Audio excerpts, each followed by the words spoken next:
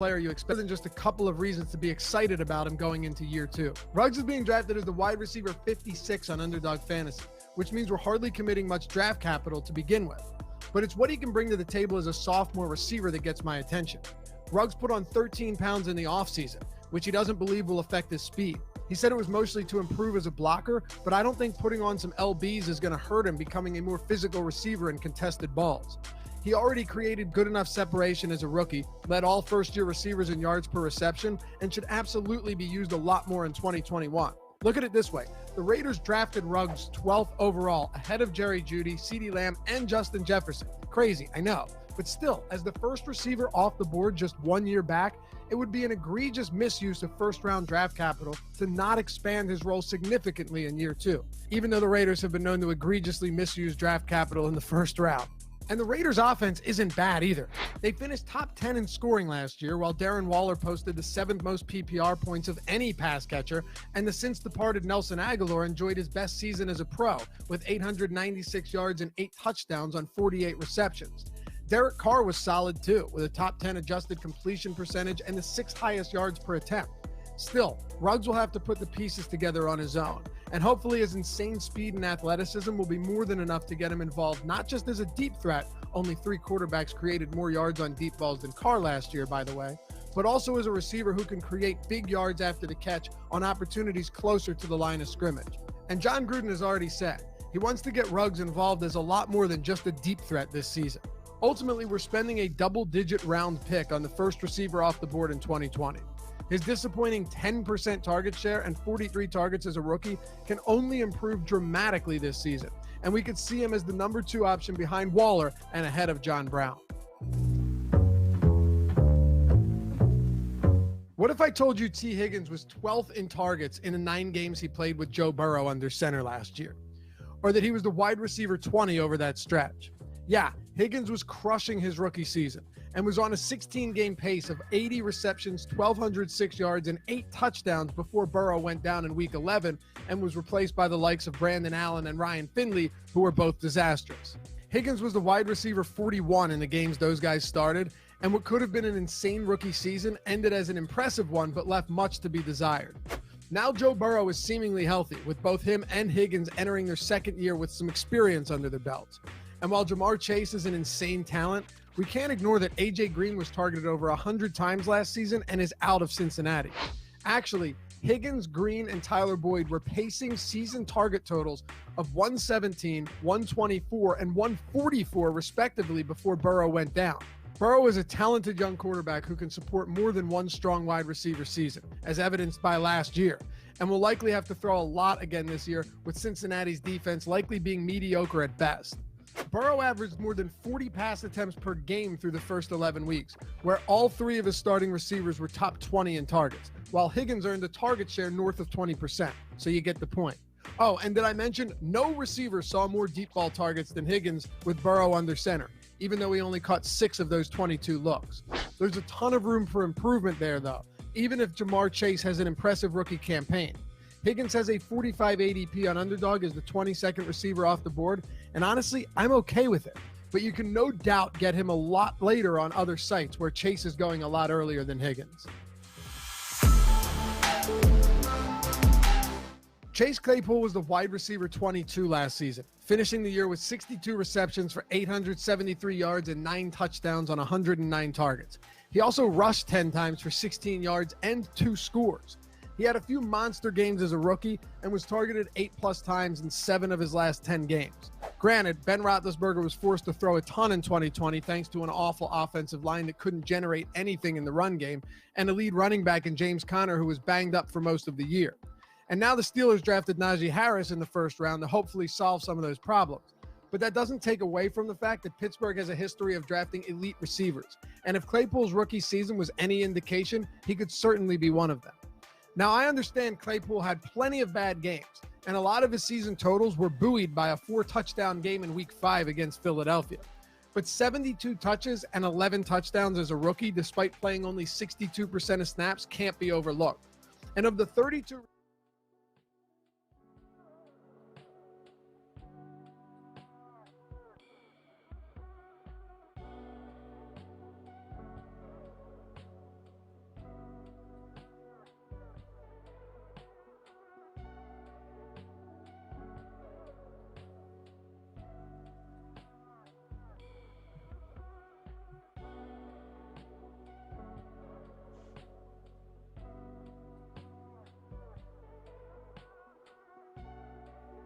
All right, welcome in. Good afternoon, morning, depending on where you may be around the planet, as we welcome you into another edition of the Awesemo Fantasy Football Show on, of course, the Awesemo Fantasy Football channel, one of two new channels for you to be a part of, to like, to subscribe to hit us up with everything from chat to the VODs that Lofty is putting up here on the Awesemo Football channel, Fantasy Football channel, and, of course, the mothership, awesemo.com, where we'll continue to pump out more and more stuff.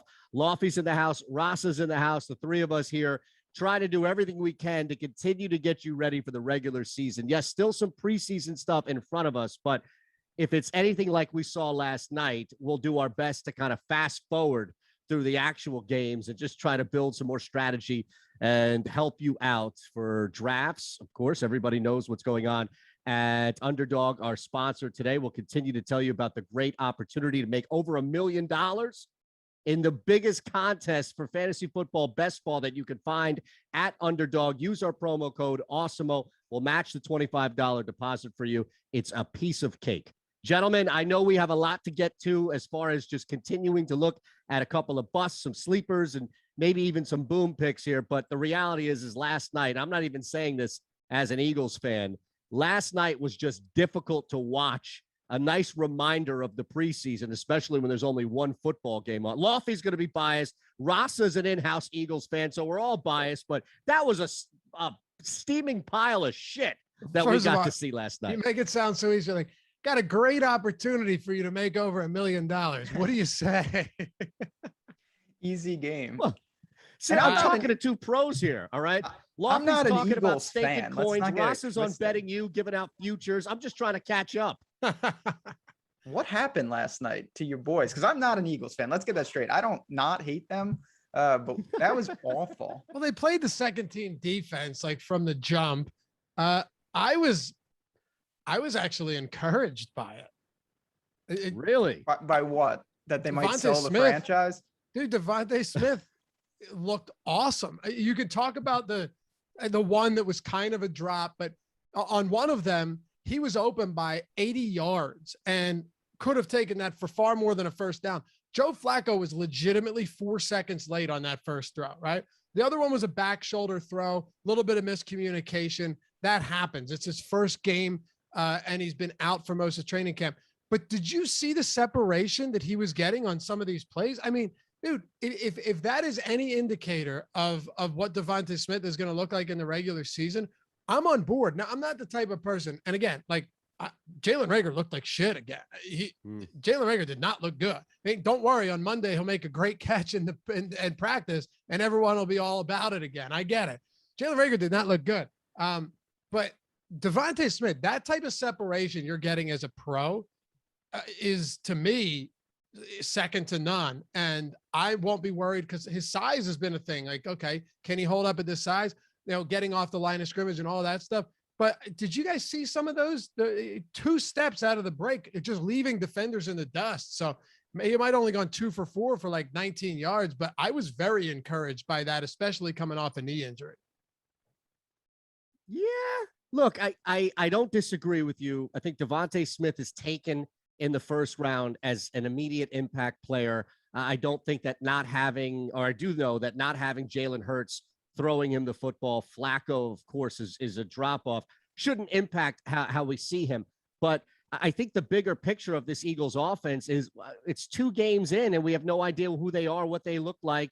And a lot of it, I think, is going to be relying on the point you just made, Lofty, which is, hey, if this offense is clicking, Devonte Smith is just going to have to do stuff one-on-one or just take advantage of stuff that you maybe can't game plan. That's kind of where I'm at, where it doesn't hurt me from a Smith standpoint. Does that make sense, Ben? Like, I'm not down on Devonte Smith. I'm right there with Lofty. That was great to make nothing out of something, especially when Flacco is the nothing throwing you the football. But I also don't know if anybody around him is going to be doing him any favors, including and especially Jalen Reagor. Yeah, I mean, you can always take some positive. And listen, Devonte Smith looked awesome. There's no doubt that already you see why he's the Heisman Trophy winner. But man, normally with the preseason, at least ideally, it feels like you start to craft an identity. Your team trends towards the regular season. The Eagles, I don't know if I'm more confident or less confident every time I see them in terms of winning the division or being one of the worst teams in the league. I don't really even care about any of that right now. Just Right. speaking strictly from a fantasy football standpoint, right? But it's Like, correlated in some way, don't you think, if they're just inept on offense? No doubt, but Jalen Hurts didn't play. Yeah. Like, that's what I'm saying. So what are we talking about? You know what I mean? Devonte Smith did what he was supposed to do as a route runner. So I don't care about the guy that's throwing him the ball that isn't going to be throwing him the ball in the regular season. You know, Miles Sanders had a nice 13-yard run or whatever it was to start their 10 or 11-yard run to start the game off. He took him out after 2 drives. He's the clear bell cow back. I don't worry about any of that. I'm not worried about anything. The second team defense was out there. Who cares? And even if the defense is bad, that'd be great for fantasy because now they have to chuck it like crazy. So no, I don't have any concerns about that whatsoever. And we are talking breakouts, and sleepers and busts. Don't worry, but I figure why not, as Eitan led into it, why not hit on that? I want to know what you guys quickly think about the Mac Jones and Cam Newton thing, because Cam Newton looked great, but Mac Jones looked pretty good as well. And now he has thrown 3 deep balls in the preseason, all of which have not been caught, all of which have been catchable balls. Yep. I will right now give credit where it's due. Mac Jones has looked pretty damn good. And I think this guy they may have found something in Mac Jones. Brady. And what's that? Nothing. I thought you were going to crown him Tom Brady already. No, come on, man. Come on. Ben jumped ahead and did it just in case you weren't. Oh, yeah. Do you not think he has looked good? I mean, if those even 2 of those 3 deep balls are caught, you're looking at 2 insanely good stat lines in the first 2 weeks for Mac Jones. Well, yeah, the one at the end of the first half, if anyone was riding the over 19.5 first half, then you saw that just drop. It wasn't the ball that dropped. It was the bet on top of it. But you're right. That's been the biggest thing I would think that is going to aid Mac Jones. Now, I don't know if it helps or improves an ADP, especially deep end on a best ball draft for Jones, but I can't imagine that if Belichick has all things equal, he's not going to roll with the kid that he just took in the first round as opposed to another year of a stopgap with Cam Newton.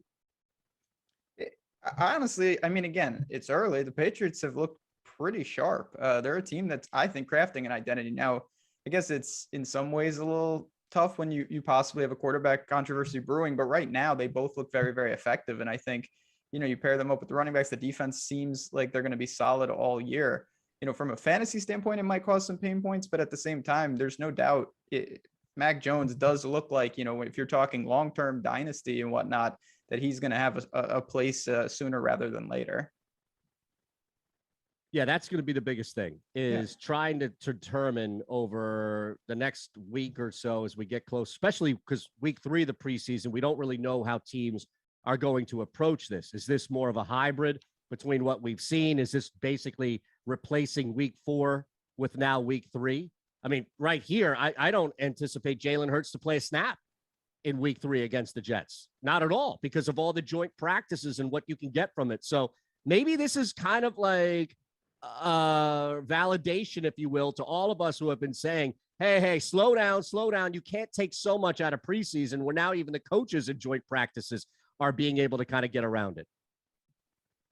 I see something about that. I mean, it's true. The preseason now is a hybrid. Like normally it used to be week 4, which we don't have anymore. So I do think teams are on a different path. There's room for teams to do it differently here. And from a fantasy standpoint, it can be maybe a little worrisome, but also create some opportunity. You're not going to see some of these guys possibly in some situations. You're not going to have as much data points before we get to, the regular season and real kickoff. All right. So as mentioned here, we got a bunch of different topics all surrounding the bust, sleepers, boom players to take advantage of and mentioned here. As far as Underdog is concerned, make sure you use our promo code Awesemo and you'll get a free $25 match on your deposit. $3.5 million prize pool. So it's easy. Just get in there. You'll win $1 million. Ask Lofty. It's as easy as entering. Simple stuff. Just don't draft 9 wide receivers in as many rounds. I think you have a good shot at winning $1 million. Is that fair? Well, I don't know. A lot of sharp people are drafting a lot of wide receivers really. 9 straight.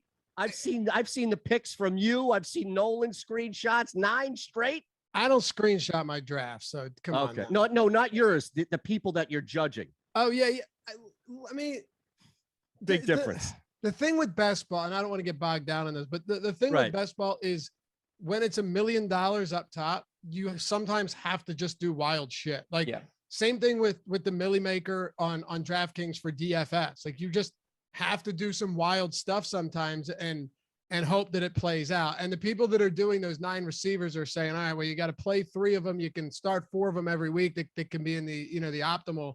And then with these running backs I'm drafting, maybe I get some fortuitous breaks. And now I've got like the best team out there, because with wide receivers, drafting backup wide receivers when a top receiver goes down, it's just not even close to the same impact as drafting an Alexander Madison and a Dalvin Cook goes down, or drafting Tony Pollard and Zeke Elliott goes down. I mean, 9 in a row. Don't get me wrong. Like it definitely seems crazy, but sometimes crazy is what wins you a lot of money. Now you sounded like Rasa. Yeah, often that's the case.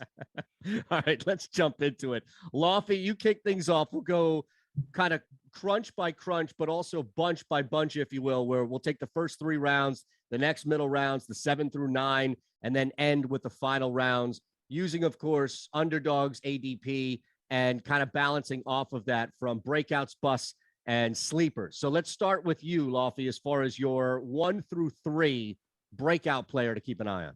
Let's do it. And Derek, I will answer that question. He said, what are the odds that Stevenson is the Pats starter and bell cow at some point in the year?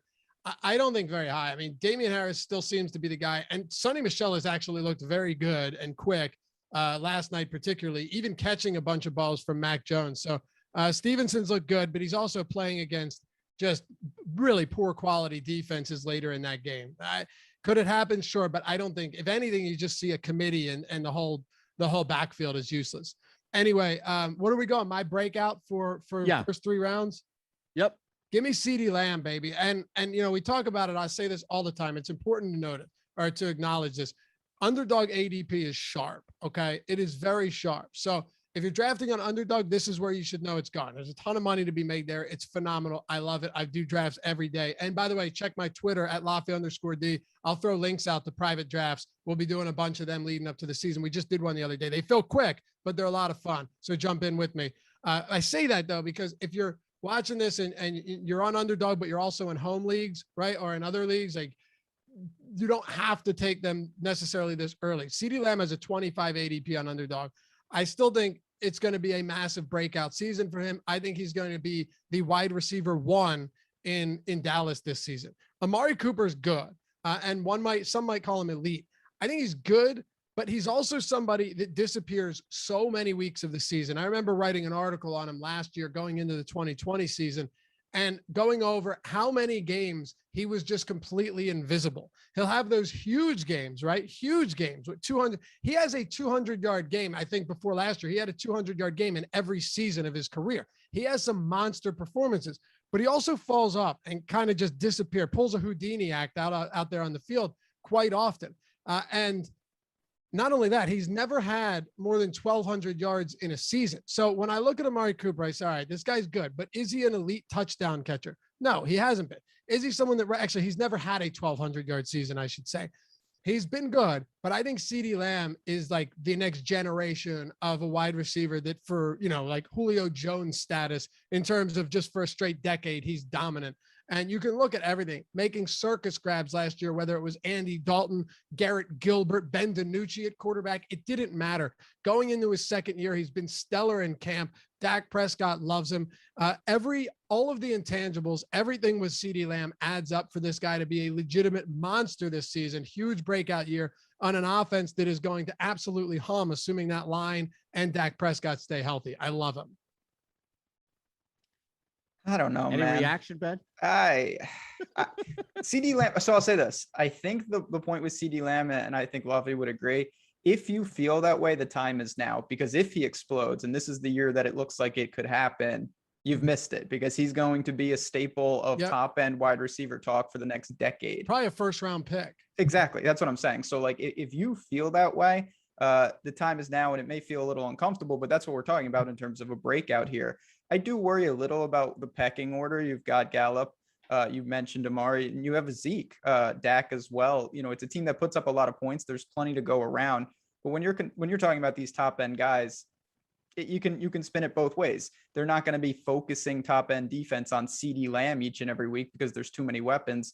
But at the same time, target share opportunities, touchdown variants, all those things come into play. So it's going to be interesting. He's got every skill set you could want. He's a phenomenal talent. And it'll be interesting to see if he does in fact emerge. Are you concerned at all about Dak Prescott not being 100% healthy? Because clearly he's not. I mean, it's not great, but Lovey kind of mentioned it can't get much worse than last year. So even in a bad scenario, it's not like you're completely dead and he's just going to be ineffective. It won't be perfect, but CeeDee Lamb is potentially so good that he's going to be able to coexist with anybody under center. Well, okay, that's fine. I'll take that answer. Lofty, that's your guy. Anything you want to add before we move on? No, I think you just have to look at what this guy brings to the table. He has an elite skill set. He's on a team that with Dak Prescott was on pace to shatter the all-time single season passing yards record. And people would obviously be like, well, no, they're not going to have to do that again this year with the line healthy. But the defense still is not going to be great. They're still going to have to throw the football. I'm not saying he's going to throw for 7,000 yards, but they're still going to throw. And yes, while there are a decent amount of mouths to feed there, outside of Gallup, Cooper, and Lamb in the Pats, there's nothing else there. I mean, it's not like you're just spreading it around the 6 different guys like we've seen other teams do. No, there's 3 guys. And I think what I'm saying is CeeDee Lamb, I think, has the largest market share of targets on the team this year. He was the wide receiver 11 through the 5 games that Dak played last year. That was in a rookie season during COVID, without, rookie camp, without OTAs, without any of that stuff. Now you've got a full year under your belt. I don't really need to say more. I just think a good offense, a really good offense, a good team, tons of red zone trips, and his skill set is going to push him over the top. So that point, I'll just kind of bridge it to my guy as we start looking at the bust here that I have for the first 3 rounds. And it's not because I think, and again, we have to be specific with the terminology. I don't think Mike Evans is busting his way out of the league. I don't think Mike Evans is going to be a colossal disappointment in the typical, maybe normal term definition of bust. But if you're getting him in the 3rd round, to Lofty's point about the ball being spread around, we've already seen that last year where AB wasn't on the team the entire season and Chris Godwin gets hurt. It did not immediately, for a positive standpoint, impact and all those targets going to Mike Evans. So with the ball moving, we know Brady likes to do that in general. This offense comes back with a year of DCs and other people trying to get ahead of it. And we know the league has smart people on defense looking at tape, trying to maneuver that and really take some weapons out. I think that you can get that productivity if Evans is available in the 4th or 5th round, to where you don't have to rush and grab him in that 3rd round, because the return of where you get him is probably going to be more in that 4th, 5th round, as opposed to being back end 2nd or mid 3rd. So the bust isn't necessarily for Evans that I don't think he's going to play well. It's just I think you can get that 4th, 5th round return, as opposed to looking, oh, Mike Evans, he's been amazing. He's been dominant at times. When is that coming back? I don't think you're going to get that level. So therefore I would wait, if I can, another round or 2. Yeah, I'd rather wait on Mike Evans too. He had several games last year that, had it not been for the touchdowns, he had the game with 2 receptions for 2 yards and 2 touchdowns. He had a game for 1 reception and a 2-yard touchdown. You look at a lot of these games, he had 400-yard games last season, but outside of that, Mike Evans failed to eclipse like 70 yards in most of his games. 1, 2, 3, 4, 5, 6, 7, 8, 9, 10, 11 games he failed to eclipse 70 yards. Give me Antonio Brown in the 7th, or in home leagues, you're getting him way later than that. Brown only played 8 games last year. Again, COVID season, only played 8 games, was the wide receiver like 17 in those games that he played, led the team in targets, led the team in reception, or tied with Evans in targets, led the team in receptions. They weren't as high upside targets and receptions, but Antonio Brown over the last 2 seasons has played 9 games. Not last year, he played 8, and then he played 1 the year before that. He's old, but he's still got it. I've watched him create separation in camp. I mean, the guy's still fast. And before that, in the 5 years prior, is the wide receiver 5'2", 1'1", and 1. If he's still anywhere close to as good in that on an offense that was dominant last year, I'll just wait and take AB. Yeah, I mean, I think it's also a point. It's not an either or. Like it could be a situation where Antonio Brown and Godwin do enough that it makes Mike Evans a tough sell. You don't have to go to any of them. It's an opportunity cost around the league, and the way the Bucs are constructed, I just don't love it. There's a ton of production to go around, but you mentioned the TD variance with Evans. I mean, I must admit, last year I did not think that it would go as smoothly as it did with Mike Evans. I know. And it did. So to that credit, but again, where he's going, as Zayton pointed out, there's a lot of big names that you're considering amongst Mike Evans when you're in that round. And don't forget about Rob Gronkowski either. He was the great point. He was the tight end 5, the tight end 5 from week 6 through 17 last year. He had 7 touchdowns over that stretch. Phenomenal red zone threat. So yeah, there's a lot of mouths to feed here, which is what leads me to draft the guys later in the draft, like Antonio Brown and even Rob Gronkowski. Yeah, look, I'll leave you with this before we get to Rasa on the first 3 sleeper. But if you're looking at Godwin ADP 40 on underdog versus Mike Evans 34 ADP underdog, and it does become an either or, I'd rather take the big play potential of Godwin 6-7 picks later than feel like I'm forced or rushed or maybe jumping ahead on Evans. So you're right. There are so many different factors involved in that. One of them might be a teammate who's only 6 or 7 picks below. Rasa, I know you can't wait. This is your guy. This is your CD Lamb. According to, right, your sleeper here in the first 3 rounds. Yeah, I mean, sleeper, obviously it's more of a term that you think of the unknown and guys that are going to emerge in the first 3 rounds. To me, this is just a guy that last year quietly, had a pretty serviceable year, but is primed to take another step. And I know Lofty's going to agree because he kind of got me on this guy. It's Clyde Edwards-Helaire. And it's a name that, of course, he's up there. But to me, he's a candidate that could, when it's all said and done, bust into the top 20 picks in the draft. And we've on the site, we have the free breakout sleepers and bust. And he's someone that we've identified as a site as a potential undervalue right now. And you just look at step 1, of course, is Kansas City. There's probably going to be more touchdowns to go around there than anywhere. It's an extremely efficient offense. He's got this backfield, not to himself, but I certainly think that he's going to take more than enough share to get there this year. You've got Tyreek, you've got Kelsey, you've got everything that you want. But this is a dynamic guy. He can catch the ball, of course. And I do think we're going to see him more involved this year. So for the simple fact that he's not getting a ton of love, there's a lot of names, buzz names that are really, people talking about. I think Edwards-Helaire quietly has a big year, and he becomes next year in the conversation for even a higher pick. Damn right. I love him.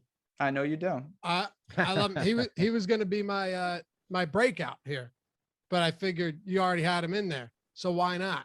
But listen, what is there not to like about him is really the question. People, the biggest answer that everybody gives, and it's just become like a generic talking point right now, is, well, he wasn't good in the goal line last year. All right, well, they revamped their entire offensive line. Touchdowns are volatile in the NFL. We know that. Like, Ezekiel Elliott wasn't good at the goal line last year. I can guarantee you that people are going back to him. He's got an ADP of 5. And if you look at Andy Reid, my God, dude, if you look at Andy Reid's running backs since 2004, that's been 17 seasons. 13 times they've been RB9 or better, or sorry, RB5 or better. 13 times they've been, no, let me back up. 13 and 17 years, they've been RB8 or better. And 9 times in those 17 years, they've been RB5 or better. Look at Kareem Hunt. Look at LaShawn McCoy. Look at Brian Westbrook. Look at anybody. He had Jamal Charles on the team. Like, all of these guys have just dominated. Even that Damian Williams season, right? Andy Reid running backs are excellent, and he uses them in the passing game and in the run game. And the last thing I'll say on Clyde Edwards-Helaire, to back Ben up here, he averaged over 20 touches per game in the first 6 weeks of the season before Le'Veon Bell came to Kansas City. If that is the case, then what is he going to do this year without a Le'Veon Bell and no real significant backup behind him? I mean, I think this season could be massive. And not only do I think he's a breakout, but I think he's going well underdrafted at the far back end or even early of the second round or even early third round. My favorite pick there by far. Yeah, and I love the fact that Rasa throws this little subtle caveat out there that it's your guy in the small event that this thing busts. and That's people right. come back to this video and blame Ben Rasa. Hey, check the tape. Laufey's the guy who put me on this guy. Ben's not got me. a mind I of his wasn't the own, one. man. He knows. Ben knows. Ben Always- and I always- disagree all the time. He knows. Always leave yourself out. Exactly. Even if it's a 2% out. I love it, man. All right. Now we move to the look. It's easier, right, at the start because we're able to see as well as the ADPs coming in from Underdog, where you can use our promo code Awesemo, match the $25 deposit, your chance at winning over $1 million in the big one there. 3.5 million total in all. We do have a poll up about CeeDee Lamb, so make sure you vote on that. And all of these people coming in, we appreciate you watching. Make sure you hit that thumbs up button and you're subscribed to our channel as well, the Awesemo Fantasy Football channel, so that you're not missing. We're live here 2 o'clock Eastern, back Monday. So you want to make sure that you hit the notification bell and you're not straggling in late and asking us about stuff that we may have hit. So let's hit the middle rounds now, and we'll go back up to the top of the order here, Loughy, and hit you with your bust now in that 4 through 6 ADP range, and as far as rounds are concerned. Oh, it's got to be Tyler Lockett, and his ADP keeps rising, man. His ADP keeps rising. I don't really understand the love for Tyler Lockett. I really don't. And, you know, you could look at this and be like, Laffy, he's coming off of a career year where he had 100 receptions. What are you talking about, right? He had 100 receptions and a career year and tied his touchdown total, has back-to-back 1,000-yard seasons. Okay, that's great. But number one, Chris Carson was banged up for a lot of the year. Number two, and this is the biggest one for me, do not forget how bad Seattle's defense was and how high scoring every one of their games was. They soared over the total. And Ben, maybe you remember the exact number, but it was like 8 of their first 9 games averaged like 15 points over the closing total. Just crazy numbers. They were terrible. Russell Wilson was forced to throw at an insanely high clip. He looked like the MVP candidate earlier in the year. And then what happened over the second half of the year? The defense started to kind of buckle down a little bit. They weren't great, but they were much better. They began to run the football more, and they didn't need to throw as much. But the biggest thing for me with Lockett is if you're drafting him, you better be doing it in a rotisserie league, which I don't even know no one's playing that anymore. And even in best ball, where you're looking for upside, where you're looking for those big weeks, where those few big weeks, you don't want to do that in the 3rd or 4th round. So let me put it in perspective for you. This is crazy. 37% of his total yards, 36%, so more than a third, both of his receptions, and 80% of his touchdowns came on 3 games last year. 3 games for all of that. That's nuts to me. And he was the wide receiver 1, 1, and 5 in those 3 weeks, right? But if you look at those other weeks, if you remove those weeks, he was the wide receiver 36. I'm not saying just remove them altogether. That's not fair. But he was the wide receiver 50 or worse in 7 different games. And he was outside the top 20 all but 4 weeks last year. I just don't want a guy that's that volatile. The big games are awesome. He's going to win you those weeks, but there's going to be 10, 11, or even more other weeks where it's like, okay, Tyler Lockett had a decent game and didn't do much otherwise. That's why for me, he's a bust in terms of ADP, and maybe his final line at the end of the season will look pretty good, but how many weeks is it really helping you? That's my problem with Lockett. Man. Yeah, I mean, we're still very early, you know, we're talking about rounds 4 through 6, and Lockett is a guy that's towards the beginning of that. Right. I'm more concerned, as Lavi's talking about, with floor there, and the floor on a guy like Lockett is one of, if not the worst in this range. He's just we've talked about Metcalf, Carson, other weapons, but he's just someone that, I mean, anyone who plays DFS knows that Tyler Lockett at times, you're just like, how does this happen? He has 1 reception in multiple games, and then he has a 50 burger, and that's going to happen too. But I don't think that's the time to really gamble in terms of a pick in this range. So I have no problem with that. I'm always down on Seattle. So noted Seahawks hater here. That goes all the way to Lockett.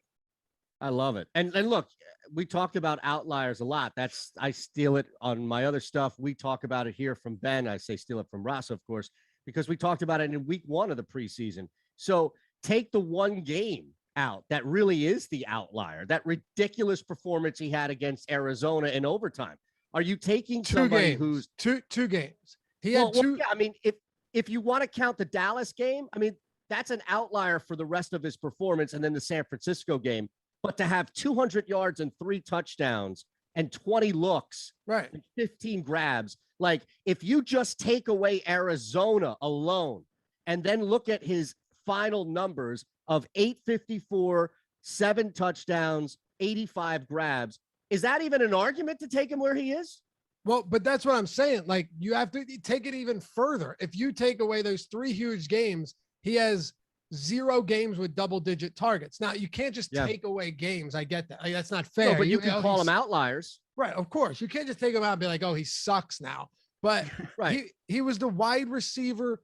He was, what did I say? Wide receiver 47. If you took those games out, like, I don't know. He's being drafted as the wide receiver 16 right now. I just, it comes down to the floor. It does. That's what it is. All right. So moving to where I am now. And again, Sleeper is not somebody that nobody's ever heard of. It's just looking at where Travis Etienne is being drafted and trying to come up with some sort of conversation surrounding where he can be better versus where I think a lot of people look at him as limited on the depth chart. I don't think that Carlos Hyde is going to take away anything meaningful from him. So it's really about a guy who, in Robinson, who established himself a lot last year as a go-to back. But new coaching staff, new system here with Urban Meyer. The one thing we've seen from this kid the last 2 years in Clemson is that he's very comfortable catching the football. So even when you look at how convoluted, if you will, the options are for throwing the football around in Jacksonville, I think that actually helps Etienne as far as getting on the field and being, even if it's a dump off or swing target where Shark, Laviska Shenault, like other guys are going to be looked at specifically, where I think Etienne can become really dangerous in a bad matchup, especially coming out of the backfield and kind of taking advantage of that in those middle rounds. So again, I'm dealing with somebody who has people above him in the depth chart, specifically Robinson, who I'm worried about. I recognize that. I also recognize that there are better targets, by all means, to throw to when it just comes to the open game plan from the passing attack. But I'm trying to find narrow avenues where Etienne gets on the field and then takes advantage of mismatches, especially if it's an inside linebacker or somebody that a team is like, all right, we have to then at least put a body on the running back. It may not be an entire dominating game, but it may be 3 or 4 X plays that you see from this young man that makes a difference, especially running if you get him in the 4th or 5th round, even 6th round if you're lucky in a best ball draft, as far as looking at that from underdog as well. What to do with him, to be honest. It's just I feel like there's a lot of boom bust here, but the boom is probably going to come early in the season, catching the football more so than trying to jam a square peg in a round hole of trying to figure out how many touches he gets in the backfield rushing the ball, Ben. Yeah, I mean, he was never a volume rusher at Clemson because he was averaging like 10 yards a carry at times. It was just ridiculous. There's just so many questions. That's the problem that I have with it. And that speaks to your upside point, but it's just, is Trevor Lawrence going to be good? How much does Robinson factor in? Are the receivers, we've talked about Marvin Jones last week and Shenault and Shark, are they going to be effective? Where's the defense? I mean, they play in a good division. And then there's also, maybe he's just not good. We're going to find out. Obviously, it seems like he has all the talent in the world. There's just a lot of things that you don't need them all to break your way, which is why I can get on board with it. But you definitely have more questions than answers right now in Jacksonville. And you mentioned the coaching staff. So we really have no rhythm or what they're going to do. We just know they've got a lot of talent, and can it mesh? That's the big question. I'll be a little bit more blunt about it. I want nothing to do with Etienne here. Here's my thing. Miles Sanders is being drafted 4 picks apart from Etienne. Yeah. Like, that to me is nuts. Miles Sanders is the clear feature back in Philadelphia. The clear feature back. I don't want to hear any of that crap about but what Kerryon Johnson, he's gone. Yeah. I don't think he will be, though. What? I think we disagree on that. I don't think he's getting Miles all Sanders, of the snaps at camp. At camp. And I think that the game plan has been to hide. This is Nick Sirianni. Like, Nick Sirianni thinks he's a mini Belichick, and he's going to do one thing in camp and then come out in a regular season game and hit you with Kenneth Gainwell and hit you with Jordan Howard on the goal line and other stuff that's going to be counterproductive because I'm with you. I want him to be the bell cow. Yeah, we'll see. Maybe you're right.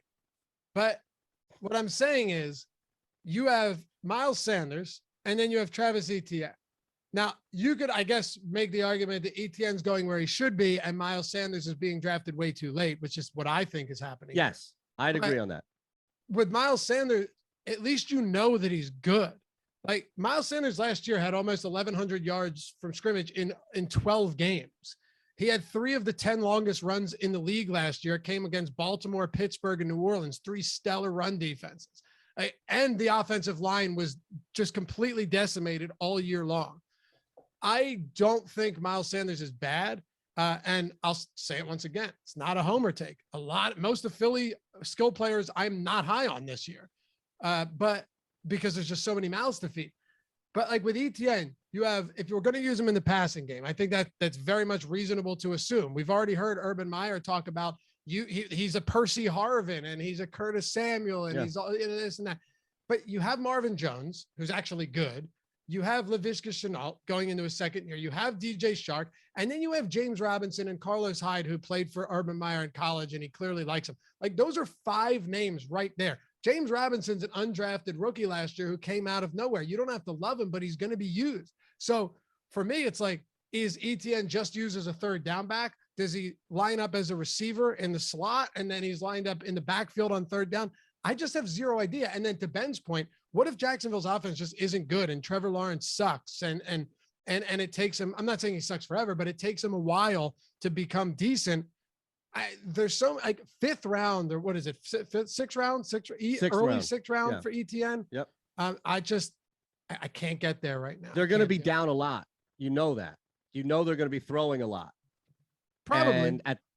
Right. So, I mean, at that point, I think that it's going to be harder to work the ball to Marvin Jones up top, to Shark up top, than it will be to just take advantage of what's in front of you. He's also a rookie quarterback in Lawrence, and I don't think that he's going to be dropping back and throwing a ton. All I'm saying is you keep sleeping on this kid, all right? Just keep sleeping on him. You keep hating Miles Sanders. I'm not hating Sanders. I'm hating the head coach. There's a big difference. Jalen Rhodes says Etienne's a special talent, top 15 RB in real NFL already. Just workload questions. Well, top 15 RB. I mean, I could give you 15 really good running backs right now, but I won't even argue that. But yes, the workload questions are huge because volume is literally everything in the NFL. It's everything. Jamal Charles was behind. Who was he behind? The guy that called his coach the F word. Larry Johnson. Thank you. Larry Johnson, LJ. Now Larry Johnson's got a brand new. I was just gonna say, what's Larry Johnson up to these days? You don't want to know. Don't check his Twitter feed out. Just wild. But like Jamal Charles did nothing. And then when he took over in the second half of the season, he was amazing. So you could have been like Jamal Charles, top 15 back for sure. But it doesn't mean dick if he's not getting any work. So it all comes down to the workload combined with the skill set. Yeah, Carlos Manzo calling me out that I'm dressed for golf DFS, man. Look, I was just trying to avoid wearing the same T-shirt as I wore, I think, the last time we did the show, which was Monday. Oh, I have no problem doing that. Well, yeah, you don't, but the stream will definitely call me out. And you might even call me out ahead of time to preempt it so the stream is aware of it. All right, Russ, so who's your breakout tight end now in these middle rounds? Yeah, this is another guy. You know, I look for guys like this. Just Detroit is a dumpster fire. Nobody cares about them. They probably shouldn't care. But TJ Hawkinson, I thought made some strides late in the year. And now he's left on a team that has nothing going on. You've got Perryman and Tyrell Williams on the outside. That's a stark departure from Marvin Jones and Kenny Golladay. Swift in the backfield is good, but this is a guy with Jared Goff coming in who utilized tight ends, you know, with the Rams a lot. I think Hawkinson is going to emerge as a prime target, a absolute monster in terms of he can stay healthy. He's going to rack up a ton in garbage time. And this is a guy that, of course, when you look at tight ends, he's just not getting a ton of buzz because you've got the elites, you know, you've got the Kelseys and Kittles and Wallers of the world. Kyle Pitts is doing him a huge favor because everybody in the world wants to get Kyle Pitts, and I get it. But TJ Hawkinson is good. Full stop. He's just a good player. Mark Andrews is in that conversation as well. But to me, Hawkinson's situation is fantastic. And with Goff at quarterback and just an atrocious team in general, there's going to be a lot up for grabs. I think he's primed for a big year on an awful team in Detroit. I think he can go for 1,000 yards. Yeah. If he stays healthy, and obviously that's something you could prep for this with every single player we're talking about. I don't think that's crazy either. He is really going to take a step, and I wouldn't be stunned if he quickly emerges as Goff's safety blanket. Yeah, I mean, it's probably even more than a safety blanket, right? It's probably going to be an active target. We've seen that with Ertz and now Goddard, right? To where there's one thing it's like a combination to further what you're saying, Ben, about this is going to be an active target every single time Jared Goff drops back. And wow, to hit 1,000 yards where you're getting him now, these middle rounds of the draft, that's a steal and a half.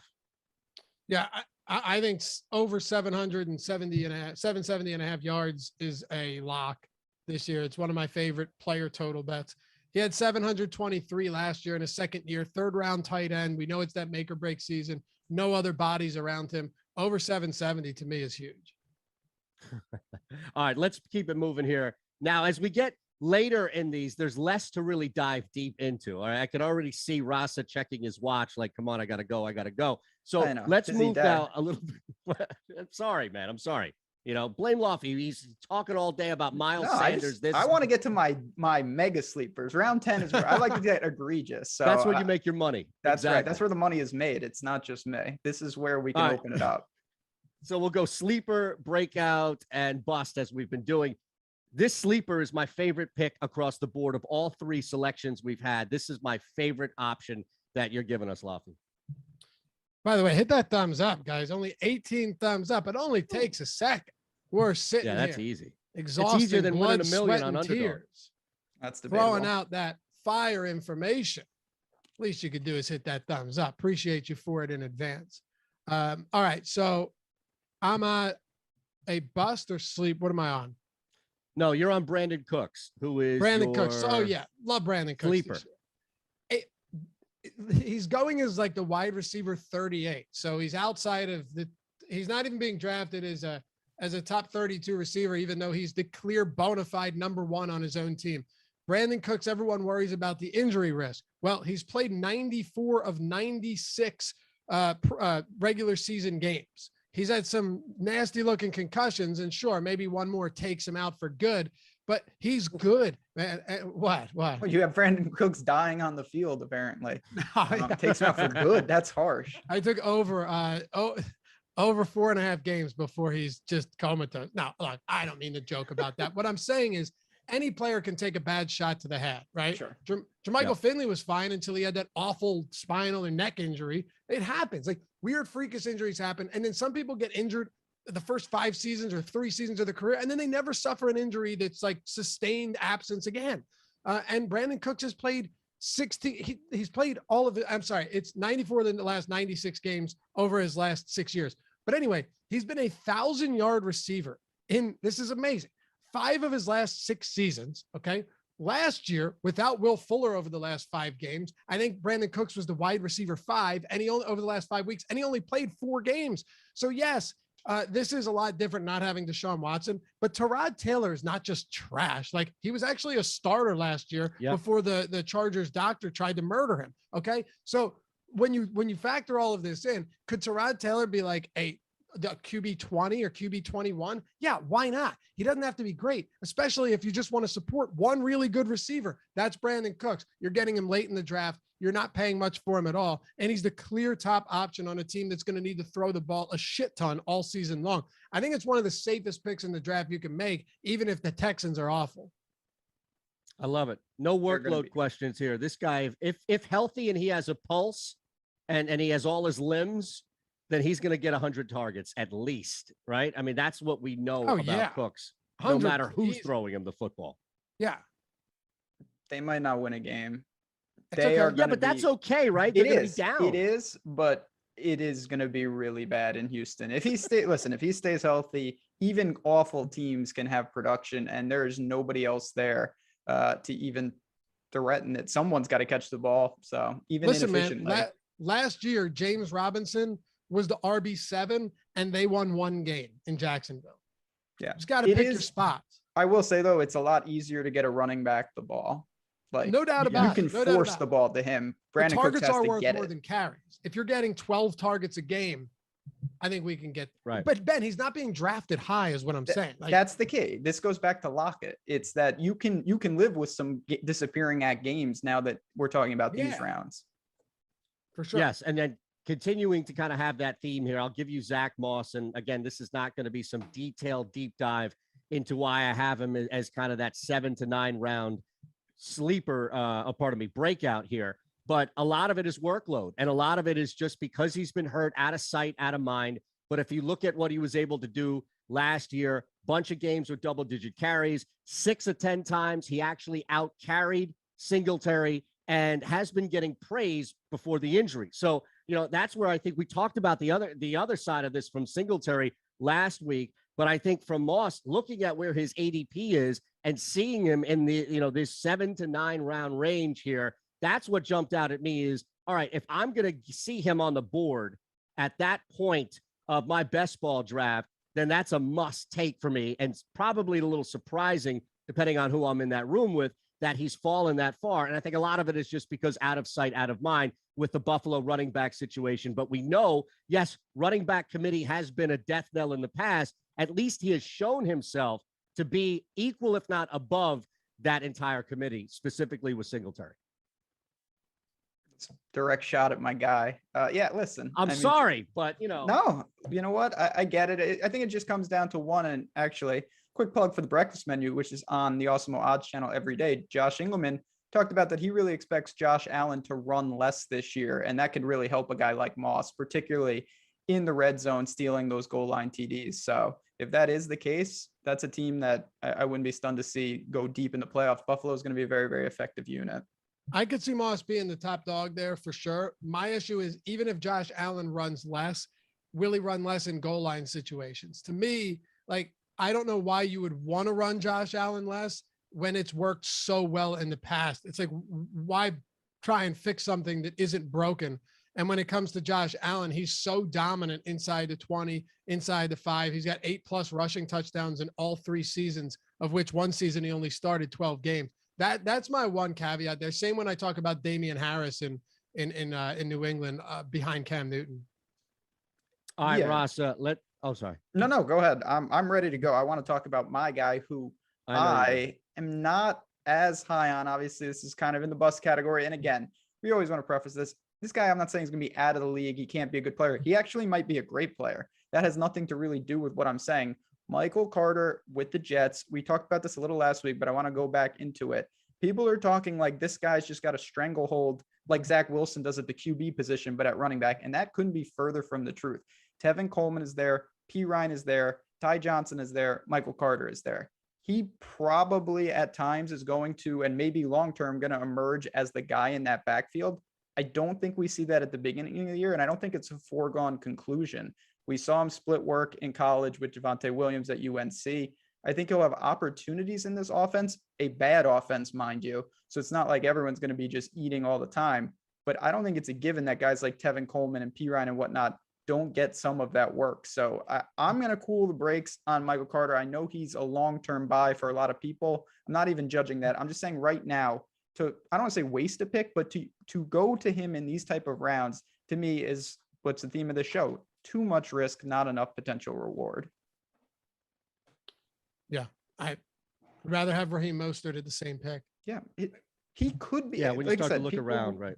People fall in love with the, and I get it. It's exciting. You want to, I'm going to be first to market with this guy, but you just don't know. And particularly with running backs, workload is everything. And I would be really stunned if Michael Carter right off the bat takes control of that backfield. I just don't see that happening. I'll just say this real quick, because, I've been banging the drum for not as much. It's not that I love Tevin Coleman. It's, I think, like in the 17th round, it makes sense. If you look at him before last year when he suffered that injury and then was phased out of the offense, 14 games in 2019, he had 7 touchdowns. The year before that, 16 games, he averaged almost 5 yards per carry, had 9 touchdowns, 5 receiving. Then he had 8 touchdowns the year before that. Then he had 11 touchdowns prior to that. It's not that he's the best or most efficient back, but Tevin Coleman is somebody that when healthy on your roster, you can use in the passing game and on the ground.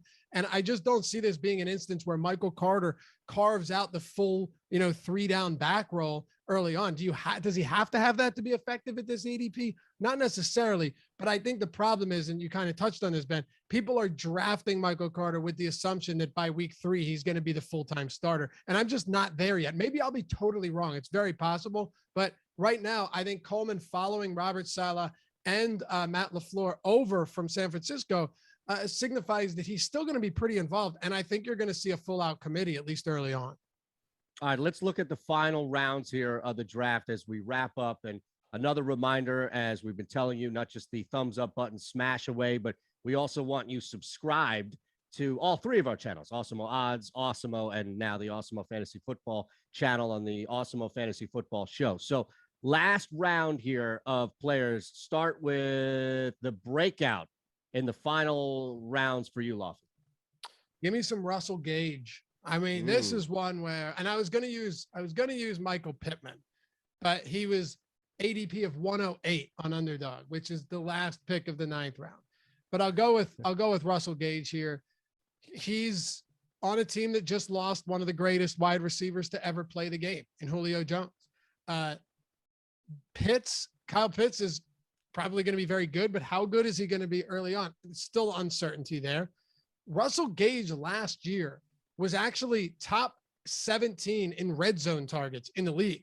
Matthew Ryan averages over 600 passing attempts per season over the last 9 years.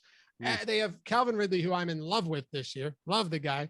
But I think Russell Gage might be one of those kind of late blooming breakouts, but has every bit of the breakout opportunity as you could imagine. Arthur Smith is a solid addition as head coach. And while I like Mike Davis as a late round, like 3-down type of guy, he's not good enough to make this a run heavy offense. It's just not going to happen. And the defense should be bad as well. Once again, what does that mean? A lot more passing attempts, a lot more opportunities for Russell Gage. And I think his yardage totals spike up a ton from last season. He becomes a solid PPR option as well, and also gets a decent amount of red zone opportunities. I mean, I think in the 10th round and in other places, on other sites, you're going to be able to get Gage way, way later than that. I mean, way later than you could where you have sharp ADP on Underdog. So lock it up. I love him as a breakout this year in Atlanta.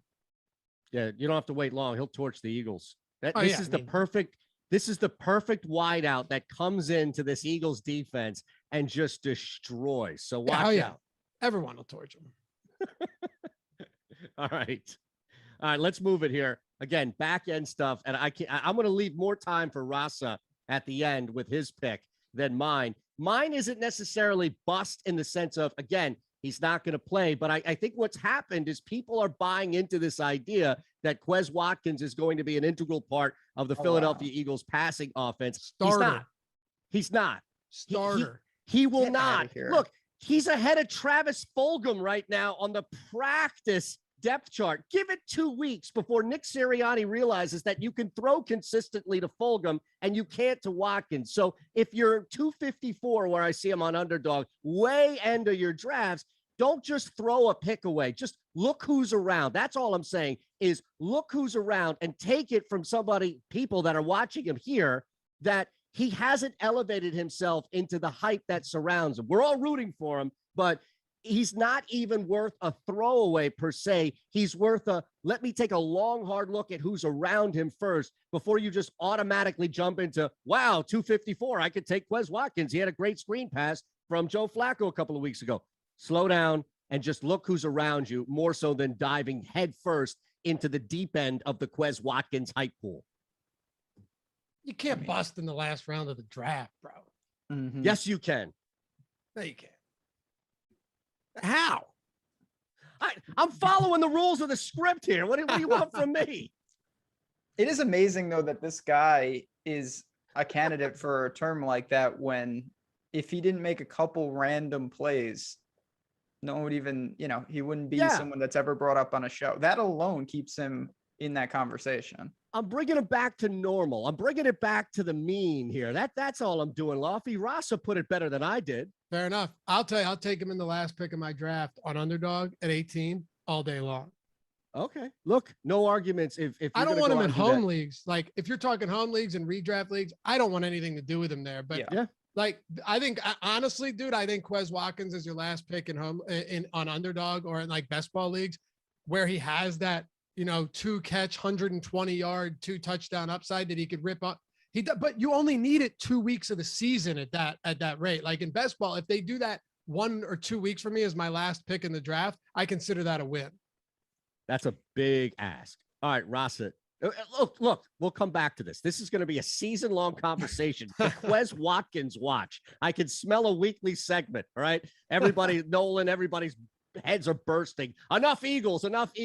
So we won't go Eagles. We'll go former Eagle. Take us home, Rasa. That's right. And the last thing I'll just say in general about these guys, I think it's an important point that Laffy made. When you get to the ends of, and you're evaluating guys on the fringe here, what type of league you're playing in becomes even more pertinent, because some of these guys, they're only going to have relevance in one specific format, maybe, and that you can get some value. So that is important.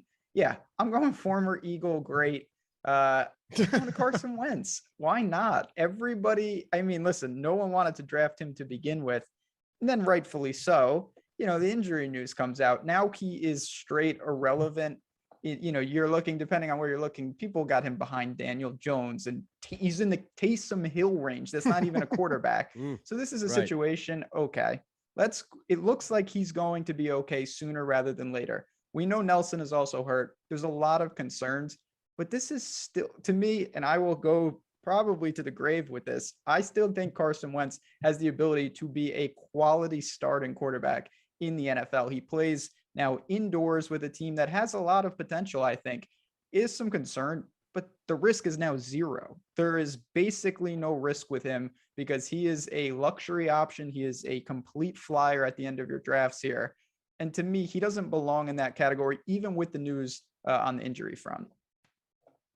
Wow. Laffy, any final remarks on Wentz before we get out of here? Take a cheap shot on him before we duck on out of here? No, I think playing under Frank Reich, it can help him a lot. I think it can help him a lot. And this is why I like Michael Pittman so much. I think Michael Pittman can be dominant. And I think Carson Wentz, if you have a run game that they're actually willing to use with Jonathan Taylor, and you have Nyheim Hines as a safety valve, and then you have Michael Pittman. The wide receiver core for me, though, Ben, is what is the most suspect. Like, I like Pittman a lot, but I still don't know if he's going to be great. And I just think he is. Paris Campbell's played 9 games in 2 years, and T.Y. Hilton's coming off his worst full season as a pro outside of a few good games in the back half of the year. So, like, can these pass catchers take the next step forward and stay healthy? If so, I think Carson Wentz can be actually pretty decent. Yeah, it's going to be interesting to see how this plays out, especially as you mentioned what happened last year with the core around him now that Wentz will have to throw to. All right, we appreciate everybody hanging at JazzRazDFS, at Laffy_D, at Shander Show for me. Thanks, Chris, and make sure in the chat you thank Chris as well for producing the show. We're going to be back on Monday. We'll have a bunch of different games, more than the Eagles, we promise. In fact, we'll do a Monday show with no Eagles. Well, I can't promise that, but maybe we'll see. Hey, talk what's fantasy relevant, right? And we learned a few things last night's game. That's all. Yes, I love it. Perfect way to justify what we're doing and simultaneously end this program. Hang out with us Monday, 2:00 Eastern. Make sure you're subscribed to all 3 of our fantastic channels here. Have a great weekend. Peace. Dude, I will never get one of these fucking NFTs. It's ridiculous. I'm not even close on any of them. I forgot. You wouldn't have got it. You and I just straight. Oh yeah, I'm awful. I literally lose, and then I lose the prop wagers. To you. Yeah, hey Tom, we did that noise, man. We did the worst spot in the queue has to pay $100 to everyone else, and okay. Ben was like, it was Ben, and he's like, yeah, of course this is me, but. Dude, I don't even think I've been top 10,000 on a single drop between Brady and Gretzky.